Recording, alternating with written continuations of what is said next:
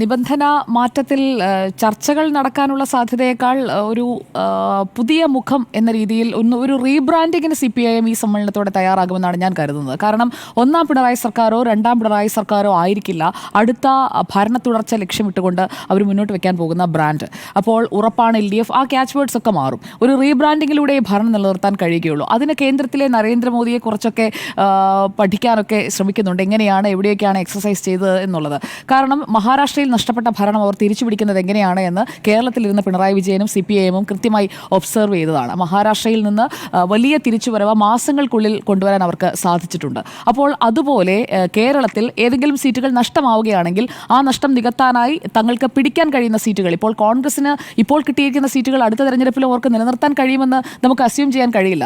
കാരണം തുടർച്ചയായി പ്രതിപക്ഷത്തിരിക്കുമ്പോൾ അതിൻ്റേതായ ഒരു പ്രശ്നങ്ങൾ ആ മണ്ഡലങ്ങളിൽ ഉണ്ടാകും. MLA-മാരുടെ പെർഫോമൻസിലടക്കം അത് ബാധിക്കുകയും ചെയ്യും. അപ്പോൾ ഭരണ തുടർച്ച ഉറപ്പാക്കുന്നത് ലക്ഷ്യമിട്ടുകൊണ്ടുള്ള റീബ്രാൻഡിംഗ് എങ്ങനെയാണ്, അതിനെക്കുറിച്ചുള്ള ചർച്ചകൾ എങ്ങനെയായിരിക്കും ഈ സമ്മേളനത്തിൽ നടക്കുക എന്നതാണ് ഞാൻ ഉറ്റുനോക്കുന്നത്. അതിൽ ഈ 2 ടേം മാറ്റി 3 ടേം CPIയുടെ അതേ പാതയിലേക്ക് ആ വിഷയത്തിൽ ലയനത്തിൻ്റെ കാര്യത്തിലൊന്നും ഓക്കെ അല്ലെങ്കിൽ പോലും CPIക്ക് 3 ടേം ആണല്ലോ തുടർച്ചയായി, ആ ഒരു കാര്യത്തിലേക്ക് CPIM എത്താനുള്ള സാധ്യതയാണ് ഞാൻ കാണുന്നത്. 2 ടേം എന്നുള്ളത് മാറ്റി 3 ടേം ആക്കുക. അപ്പോൾ ഇപ്പോഴത്തെ പല ആളുകൾക്കും പ്രശ്നങ്ങളില്ലാതെ അത് ഒഴിവാക്കാനും കഴിയും. വിജയസാധ്യത ഉറപ്പുള്ള സിറ്റിംഗ് MLA-മാരെ മാറ്റി പകരം യുവ നേതാക്കളിൽ ആരെ കൊണ്ടുവന്നാലും ആ സീറ്റ് തട്ടിയെടുക്കാൻ കോൺഗ്രസ് മാത്രമല്ല, അപ്പുറത്ത് BJP നിൽക്കുന്നുണ്ട്. ഈ ജില്ലാ സമ്മേളനങ്ങളിൽ അതുപോലെ തന്നെ ഏരിയ സമ്മേളനങ്ങളിൽ എല്ലായിടങ്ങളിലും ഏറ്റവും കൂടുതൽ ഒരു പൊട്ടൻഷ്യൽ ത്രെട്ടായി കണ്ടത് BJP-യാണ്. BJP-യുടെ വളർച്ച അത് നോക്കിക്കാണണം എന്ന് പല സമ്മേളനങ്ങളിലും കൃത്യമായി ചർച്ചകൾ വന്നത് നമ്മൾ കണ്ടതാണ്. അപ്പോൾ ആ ഒരു വോട്ട് വളർച്ച എന്നത് CPIM-ന്റെ വോട്ടുകളാണ് BJP കൊണ്ടുപോവുക. പ്രത്യേകിച്ചും അതിലെ ഈഴവ വോട്ടുകളടക്കം പോകാനുള്ള ഒരു സാധ്യത, അതിനെ എങ്ങനെ തടയിടണം, അതിനുവേണ്ടിയുള്ള റീബ്രാൻഡിംഗ് എങ്ങനെ വേണം, അതേക്കുറിച്ച് ഈ സമ്മേളനത്തിൽ ചർച്ച നടക്കുമെന്നുള്ളത് തീർച്ചയാണ്. നേരത്തെ ഉണ്ണിസാർ സൂചിപ്പിച്ചതുപോലെ സംസ്ഥാന സമ്മേളനത്തിന് ശേഷം പുതുതായി വരുന്ന സംസ്ഥാന സമിതിയിലായിരിക്കും ഇത് സംബന്ധിച്ചുള്ള ചർച്ചകൾ ഇനിഷ്യേറ്റ് ചെയ്യുക.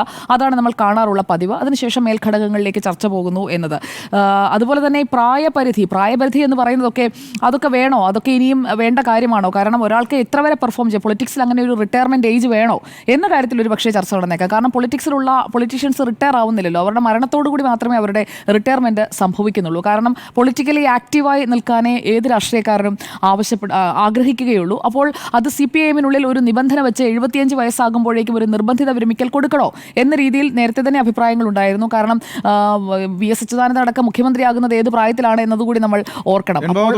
അതെ, അങ്ങനെ നോക്കുമ്പോൾ ഈ 75 വയസ്സ് എന്ന് പറയുന്ന ഒരു പ്രായപരിധിയുടെയൊക്കെ ആവശ്യമുണ്ടോ എന്ന ചർച്ചകളിലേക്ക് പോകുന്ന ഒരു സാഹചര്യം ഉണ്ടായേക്കാം. കാരണം മുഖ്യമന്ത്രി പിണറായി വിജയനെ ഇക്വലൻ്റായി എടുത്തു കാട്ടാൻ പറ്റുന്ന ഒരു ഫേസ് ആരാണ്? ഒരുപാട് ഫേസസ് ഉണ്ട്, സെക്കൻഡ് നിരയിൽ ഫേസുകൾ ഉണ്ട്. പക്ഷേ പിണറായി വിജയന് പകരം PA മുഹമ്മദ് റിയാസിനെ മുഖ്യമന്ത്രി സ്ഥാനാർത്ഥിയാക്കി ഉയർത്തിക്കാട്ടിക്കൊണ്ട് 3-ാം ഊഴം ഉറപ്പിക്കാൻ പോയിട്ടുണ്ടെങ്കിൽ ഇപ്പം കിട്ടും എന്നുള്ളത് CPIM-ന് നന്നായി അറിയാം. അതുകൊണ്ട് മുഖ്യമന്ത്രി പിണറായി വിജയൻ എന്ന രീതിയിൽ തന്നെയുള്ള ബ്രാൻഡിങ്ങിലേക്ക് പോകാൻ കഴിയുകയുള്ളൂ. PA മുഹമ്മദ് റിയാസിൻ്റെ കഴിവിനെ നമ്മൾ കുറച്ച് കാണുകയല്ല. പക്ഷേ മുഖ്യമന്ത്രി പിണറായി വിജയൻ ഇതിനകം പാർട്ടി അണികൾക്കിടയിൽ, അനുഭാവികൾക്കിടയിൽ നേടിയെടുത്തിരിക്കുന്ന ഒരു സ്വീകാര്യതയുണ്ട്. അതോടൊപ്പം തന്നെ ഇപ്പോൾ അദ്ദേഹം വരുത്തിക്കൊണ്ടിരിക്കുന്ന മാറ്റങ്ങളുണ്ട്. ആ മാറ്റങ്ങളെ ഇഷ്ടപ്പെടുന്ന ആളുകളുണ്ട് കേരളത്തിൽ എന്നുള്ളത് മുഖ്യമന്ത്രി പിണറായി വിജയന് അനുകൂലമായ ഘടകമായി നിൽക്കുകയാണ്. ആ ഒരു പോർട്ട്ഫോളിയോയിലേക്ക് എത്തുന്നതിനാവശ്യമായ രീതിയിലുള്ള മുഖമിനുക്കൽ ഈ നേതാക്കളും നടത്തേണ്ടതുണ്ട്. കാരണം മന്ത്രിസ്ഥാനത്തിരുന്നു കൊണ്ട് മന്ത്രി എന്ന നിലയിലുള്ള പെർഫോമൻസിനൊപ്പം ജനങ്ങൾക്കിടയിലേക്ക് ഇറങ്ങിച്ചെന്ന് ജനങ്ങൾക്കിടയിൽ സ്വീകാര്യത ഉണ്ടാക്കിയെടുക്കുക എന്നതും ഒരു ഘടകമാണ്. പിണറായി 1 ആൻഡ് പിണറായി 2 ഈ 2 സർക്കാരുകളെ താരതമ്യം ചെയ്യുമ്പോൾ മന്ത്രിമാരുടെ ഒരു സ്വീകാര്യത എന്ന് പറയുന്നത് മന്ത്രിമാരെ എത്രത്തോളം ജനങ്ങൾക്കിടയിൽ സ്വീകാര്യരാക്കിയിട്ടുണ്ട് എന്ന് നോക്കിക്കഴിഞ്ഞാൽ ഈ P രാജീവിൻ്റെ കാര്യം നമുക്ക് മാറ്റി നിർത്താം. അദ്ദേഹം സ്വീകാര്യത നേടിയിട്ടുണ്ടെന്നാണ് എൻ്റെ പക്ഷം. കാരണം പല വിഷയങ്ങളിലും അഭിപ്രായങ്ങൾ പറയുന്നുണ്ട്.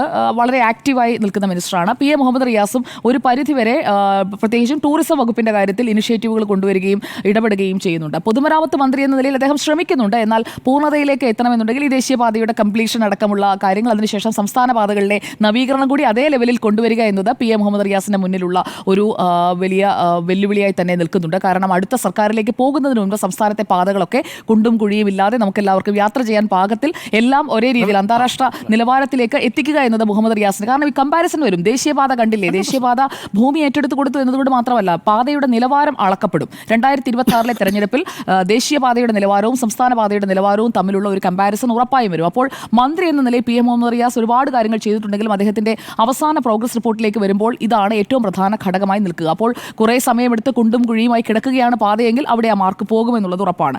ഇനി ഇ.പി. ജയരാജനും എം വി ഗോവിന്ദനും രണ്ട് നേതാക്കളും സൂചിപ്പിച്ചു കഴിഞ്ഞു പിണറായി തന്നെയാണ് നയിക്കുക എന്ന്. അതല്ലാതെ മറ്റൊരു ചോയ്സ് ഇല്ല എന്നതൊരു യാഥാർത്ഥ്യമാണ്. മറ്റാരെ നിർത്തിയാലും മൂന്നാം ഊഴം പിടിക്കാൻ പറ്റില്ല. അത് മുഖ്യമന്ത്രി പിണറായി വിജയനും അറിയാം, CPIM എന്ന പാർട്ടിക്കും അറിയാം. അതുകൊണ്ട് ഇപ്പോൾ ഈ വിജയ കെ ശൈലജ നല്ല ചോയ്സാണ്. അവരെ സെക്കൻഡ് ടേമിൽ ആക്കാമായിരുന്നല്ലോ. എന്തുകൊണ്ട് ആക്കിയില്ല പാർട്ടി? നല്ല ഭൂരിപക്ഷത്തോടെ ഗുഡ് മാൻഡേറ്റിൽ വന്നപ്പോൾ തഴഞ്ഞു കളഞ്ഞില്ലേ ആ പാവത്തിനെ. ഇനി അതേക്കുറിച്ച് എന്തിനാണ് ചർച്ച ചെയ്യുന്നത്?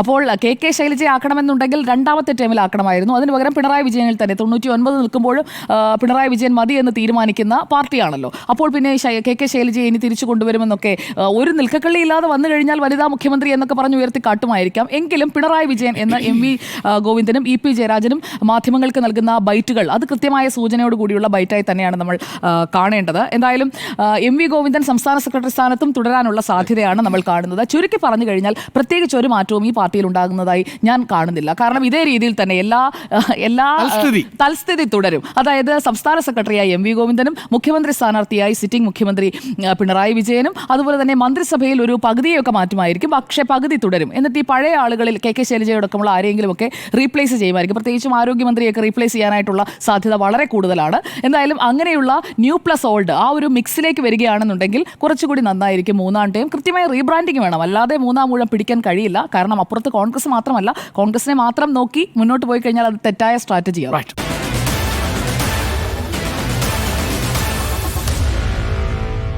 Meet the editors.